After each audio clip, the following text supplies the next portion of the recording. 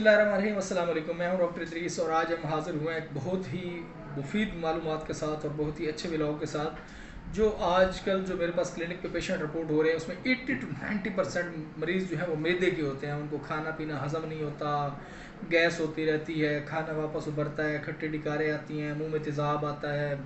और दूसरा उनका ये होता है कि जी भूख सही नहीं लगती है, भूख से लगती है तो कुछ खाने को दिल नहीं करता है, कब्ज़ बहुत रहती है, खाना सही हज़म नहीं होता, पेट फूला हुआ रहता है। तो इस तरह के मल्टीपल ऐसे इशूज़ हैं कि मुख्तलिफ़ बीमारियों के साथ साथ ये बीमारी हर बंदे को कॉमन है। तकरीबन 80-90% लोग इसी बीमारी के शिकार हैं।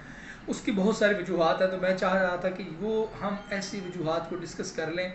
हमने मिन हैसुल कौम एक ऐसा माइंड सेट बना लिया हुआ कि हमें जो भी मसला है हमने डॉक्टर से पास जाना और उसे गोली लेनी है, और वो गोली खाते हुए या कैप्सूल खाते हुए या वो सिरप पीते ही हमें फ़ौरन ठीक हो जाना है। ऐसा नहीं है। बहुत सारी चीज़ें आपकी लाइफ़स्टाइल के साथ लिंक करती हैं। अगर वो अपना लाइफ़स्टाइल बदलते हैं और अपनी उन चीज़ों को अडॉप्ट करते हैं तो आप बहुत ही अच्छी जो है वो सेहत पा सकते हैं और आपकी सेहत में एक 180 के एंगल पे तब्दीली आ सकती है।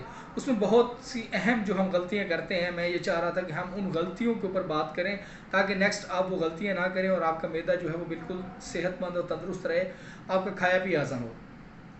अब मैदा ही ठीक करना क्यों ज़रूरी है, ये बहुत ही अहम बात है और मैं ये अक्सर मरीज़ों को समझाता हूँ और बाद में जाकर उनको समझ आती है। आपको कोई भी बीमारी है, आपका कोई जिगर का मसला है, आपको ब्लड प्रेशर है, आपको शुगर है, आपको कोलेस्ट्रॉल है, ठीक है ना, आपको एचबी की लेवल कम है, आपके कोई कैल्शियम लेवल कम है, बॉडी को किसी भी किस्म का मसला है, तो वो आप कैसे ठीक करते हैं? वो आप दवाई के साथ ठीक करते हैं, आप मेडिसिन लेते हैं, खाते हैं।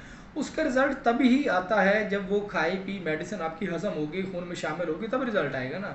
जब आपका मैदा खुराक हज़म नहीं कर रहा, जब आपको खाया पिया हज़म नहीं हो रहा, तो फिर आप वो दवाई से कैसे रिज़ल्ट ले सकते हैं? फिर आपकी बीमारी लंबी होती जाती है, डॉक्टर आपकी डोज़ बढ़ाता जाता है, आपकी मेडिसिन का जो है वो पोटेंसी बढ़ाता जाता है और उसके बाद आप ज़्यादा से ज़्यादा बीमारियों में गिरते चले जाते हैं। लेकिन अगर आप ये थोड़ी सी चेंजिंग अपनी लाइफ में कर लेते हैं और अपना मैदा पहले ठीक कर लेते हैं, अपने मैदे को फोकस कर लेते हैं, तो फिर आपके बहुत सारे मसाइल जो हैं वो आराम से हल हो सकते हैं। आप अपनी बहुत सारी बीमारियों का 1-2 खुराकों से ही ठीक हो सकते हैं। तो सबसे पहले आपका प्राइम फोकस मैदा होना चाहिए। किसी भी किस्म की आपको कोई भी बीमारी है, किसी किस्म की आपको कोई भी परेशानी है, तो आप पहले ये चेक करें कि आपका मैदा ठीक है। आप किसी भी डॉक्टर के पास जाने से पहले, कोई भी ट्रीटमेंट शुरू करवाने से पहले पहले ये देखें कि जो मैं मेडिसिन लेने जा रहा हूँ, क्या मेरा मैदा वो मेडिसिन हज़म करेगा, मुझे खाया पिया हज़म हो रहा है, मेरी जो स्टोमक की कंडीशन है वो ठीक है। तो उसके बाद ही आप अगला कोई प्रोसेस लेंगे तो उसके बाद आपको कोई इफेक्ट आएगा। अब हम चलते हैं उन गलतियों की तरफ जो हमारे मरीज़ आम तौर पर कर रहे होते हैं और उसी वजह से वो ठीक नहीं हो रहे होते हैं। वो कहते हैं कि हमने बड़े डॉक्टरों से इलाज भी करवाया, लेकिन जैसे गोली खाता हूँ कुछ देर फ़र्क रहता है, फिर वहीं पे आ जाता हूँ। कैप्सूल खा खा के तंग आए होते हैं और वो कहते हैं कि वो नियारन वाला कैप्सूल मैं पिछले 10 साल से खा रहा हूँ, 8 साल से खा रहा हूँ। जिस दिन कैप्सूल खाता हूँ उस दिन बड़ा सुकून रहता है, जिस दिन नहीं खाता फिर वैसे ही हो जाता है। अच्छा, होता क्या है कि हम बहुत सारी ट्रीटमेंट करने को तैयार हैं लेकिन अपनी लाइफस्टाइल मॉडिफिकेशन करने को तैयार नहीं है। सबसे पहली गलती जो हम ये करते हैं वो ये होती है कि हम खाने के फ़ौरी बाद जो है वो लेट जाते हैं।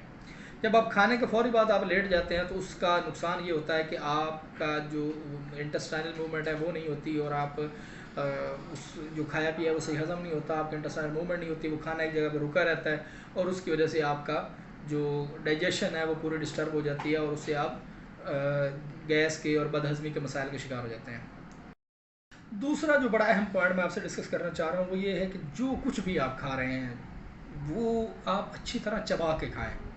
उसको इतना चबाएं, जब आप चबाते हैं तो आपके मुंह के अंदर जो सलाइवा होता है वो सलाइवा आपकी फूड के अंदर जो है वो मिक्स होता रहता है, जिससे आपकी फूड बिल्कुल नरम हो जाती है और नरम होकर जब मैदे तक पहुंचती है तो मैदे के लिए हज़म करनी आसान होती है। अगर आप अच्छी तरह चबाएंगे नहीं तो आपके दांतों का काम भी आपके मैदे को करना पड़ेगा, जिसकी वजह से आपका मैदा एग्जॉस्ट हो जाएगा और आपका मैदा खाना हज़म करना छोड़ देगा। अगली चीज़ जो सबसे अहम है, अगर आप जल्दी में खाते हैं और आपको लगता है कि मैं इतना टाइम नहीं दे सकता खाने को या कोई मसला है मेरे साथ, तो उसका तरीकाकार ये होता है कि आप नरम ग़िज़ा खाएं, सेमी सॉलिड डाइट की तरफ आ जाएं। आप दलिया, साबूदाना, सिवैयाँ, या अगर आप वैसे कोई चीज़ खा रहे हैं तो सालन शोरबे वाला इस्तेमाल करें, रायता ज़रूर इस्तेमाल करें अपने खानों के साथ। और सबसे बड़ी बात, फ़ाइबर्स के लिए आप सैलड को लाजमी अपनी खुराक में शामिल करें। उससे क्या होगा कि आपकी खुराक जो है वो नरम रहेगी और फाइबर मिलता रहेगा आपके इंटेस्टाइन को और वो खाना हज़म करने में आसानी रहेगी। अच्छा, अगली बात ये कि फ़ाइबर कैसे इस्तेमाल करना है। फ़ाइबर आपने इस्तेमाल करना है कि अपने जब भी आप खाना खाने बैठें तो उसमें एक टाइम अपने खाने के साथ आप सैलड को ज़रूर इस्तेमाल करें। बल्कि मैं तो एक ये रिकमेंडेशन भी दूंगा कि आप 3 टाइम अगर खाना खाते हैं तो कोई भी एक टाइम अपनी मर्ज़ी का एक टाइम स्किप करें खाने को, और उस खाने में आप रोटी, सालन, चाय, चावल इस तरह की चीज़ों की बजाय सिर्फ़ और सिर्फ सैलेड और फ्रूट ले लें। और आप नाश्ते में लेना चाहें तो नाश्ते में लें, लंच में लेना चाह रहे हैं तो लंच में लें, डिनर में लेना चाह रहे हैं तो डिनर में लें। एक टाइम का खाना आप छोड़ के तो उसको फाइबर पे शिफ्ट कर दें, आप फ्रूट और सैलेड की तरफ चले जाएँ। अगली चीज़ ये है कि अगर आपका मैदा डिस्टर्ब रहता है तो मैं आपको ये भी रिकमेंड करूँगा कि आप गोश्त की बजाय सब्जियां और दालें इस्तेमाल करें। हर किस्म की सब्ज़ी इस्तेमाल करें, जो आपको दिल करता है वही सब्ज़ी इस्तेमाल करें।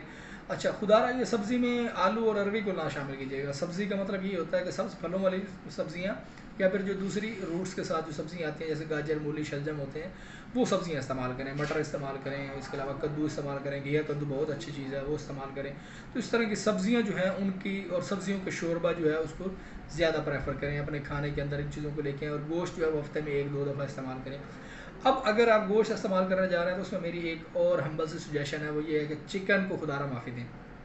चिकन कम से कम इस्तेमाल करें। अगर आपने गोश्त इस्तेमाल भी करना है तो मटन और बीफ की तरफ या फिर फ़िश की तरफ शिफ्ट हो जाएँ, या परिंदों का जो दूसरा मीट है उसमें देसी मुर्गी हो सकती है, या फिर आप बटेर हो सकता है, या और भी इस तरह की आपकी मुर्गाबी वगैरह जो आपके इलाके में जो अवेलेबल है, उस तरह का आप गोश्त इस्तेमाल करें और उस गोश्त को शोरबे के साथ बनाएं, वो अच्छी तरह गलाएं उसको। ये बात ज़हन नशीन कर लें कि जो सब्ज़ी होगी वो हल्की फुल्की कच्ची अगर इस्तेमाल करें तो वो ज़्यादा अच्छी होती है, क्योंकि उसमें जितनी रॉ मटेरियल होगा, जितनी रॉ फॉर्म में होगा, उसमें न्यूट्रिशन उतने ज़्यादा होते हैं और डाइजेशन भी इतनी अच्छी होती है।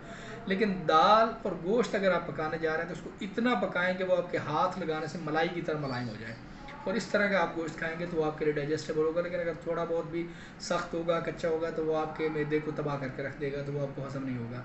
इसीलिए जो ज़्यादातर लोग बारबेक्यू, टिक्का वगैरह या ये जो खाते हैं, जंक फूड खाते हैं, पिज़्ज़ा, बर्गर, शवारमे वाला, तो इसी वजह से उनके मैदे बहुत ज़्यादा डिस्टर्ब होते हैं।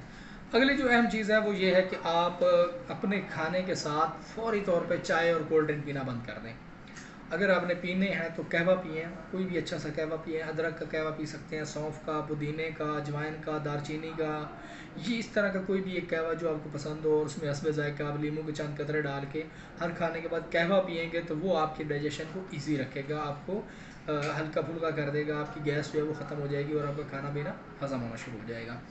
तो चाय और कोल्ड ड्रिंक खाने के फ़ौरी बाद पीना वो अपने लिए वैसे आराम करार दे रहे हैं। फिर अगर आपके मैदे में गैस रहती है और आप काफ़ी डिस्टर्ब रहते हैं, आपका मैदा हैवी रहता है, तो उसके लिए बड़ी सजेशन जो है वो यही है कि आप ठंडा पानी पीना बंद करें। अगर आपने पानी पीना है तो या तो रूम टेम्परेचर वाला पानी पिएँ, या थोड़ा सा अगर गर्म पानी पी सकते हैं तो वो पिएँ। जितना आप ठंडा पानी पिएंगे आपके मैदे में गैस उतनी ज़्यादा बढ़ेगी और आपको गैस कभी भी ठीक नहीं होगी।